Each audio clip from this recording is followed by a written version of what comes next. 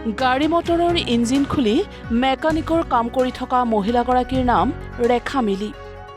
মিলিয়ে স্বামীৰ সৈতে মিলি গেৰেজত খোলে 2চকীয়া 3চকীয়া কিংবা 4চকীয়া বাহনৰ প্ৰতিটো পাৰ্টছ। কাৰণ ৰেখা মিলি আনে যোৱা বাটেৰে নোযোৱা বোৱাৰী। সেয়েহে যোৰহাট জিলাৰ মৰিয়নিৰ পুখুৰীয়াত ৰেখা মিলি পায়েঙে নিদৰ্শন দাঙি ধৰি নিজৰ নামৰ আগত লগাই ল'লে মহিলা মেকানিক। 2 সন্তানৰ মাতৃ ৰেখাই ঘৰুৱা কাম বনবোৰ চম্ভালি প্ৰতিদিনে ওলাই আহে গেৰেজটোলৈ বুলি। আহিয়ে স্বামীৰ সমানে সমানে ৰেখা মিলি পায়েঙেও কৰি যায় গাড়ী মটৰ বা ই-ৰিক্সা ভাল কৰাৰ কামবোৰ।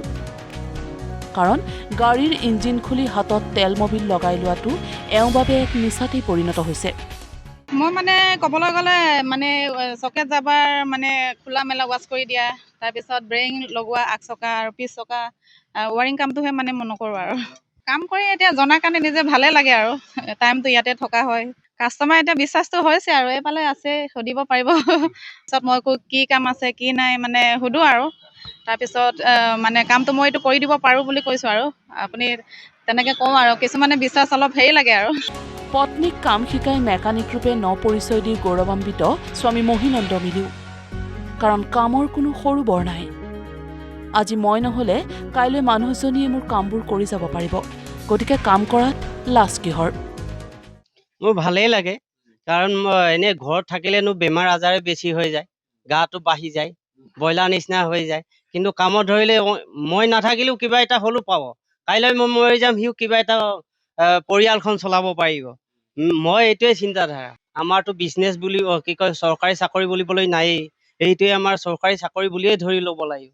এইটোতেই আমি জীৱনটো চলাব লাগিব আৰু ইনকাম কৰি চলিব লাগিব। মহিলা মেকানিকে জানো গাড়ী মটৰ ভাল কৰিব পাৰিব? প্ৰথম ৰেঞ্চডাল লওঁতেই বহুতেই ৰেখা মিলিক এই প্ৰশ্ন কৰিছিল। কিন্তু অবিশ্বাসক বিশ্বাসলৈ ৰূপান্তৰ কৰি সকলোৰে হৃদয় জিনা ৰেখাই দিয়া বিশ্বাসৰ মেকানিক। সেয়েহে ৰেখাৰ কৰ্মস্পৃহা আৰু ব্যতিক্ৰমী যাত্ৰাক সকলোৱে একেমুখে প্ৰশংসাও কৰিছে। মই বহুত দিনৰ পৰা ইয়াতে এওঁৰ হাজবেণ্ডৰ ওচৰত বনাইছিলোঁ, কিন্তু হাজবেণ্ডে কেতিয়া নথকাৰ কাৰণে আমি তেওঁক ৰিকুৱেষ্ট কৰিলোঁ আৰু তেওঁ মানে কাম শিকি এতিয়া মানে আমাৰ ডাউট ক্লিয়াৰ হৈ গ'ল আৰু আমি আহিলে মানে ৰেখা মিলিৰ ওচৰতে কাম কৰাওঁ। ইয়ালৈ আহি থাকোঁ। তেওঁলোকৰ নৰ্থ ইষ্ট বেংকত এটা একাউণ্ট আছে, ডেইলি একাউণ্ট। তো তেওঁলোকৰ ডেইলি একাউণ্ট আনিবলৈ আহোঁ। বায়ে যেতিয়া কাম কৰি থাকে মোৰ খুব ভাল লাগে দেখি। সকলোৱে এনেকৈ ওলাই আহিব লাগে যে পাৰিব তেওঁলোকেও, মানে মহিলা হ'লেও যে পাৰিব সেইটো তেওঁৰ পৰা মানে জানিব পাৰি আৰু শিকিব পাৰি। মৰিয়নিৰ পৰা প্ৰাঞ্জল পাউগাম, নিউজ লাইভ।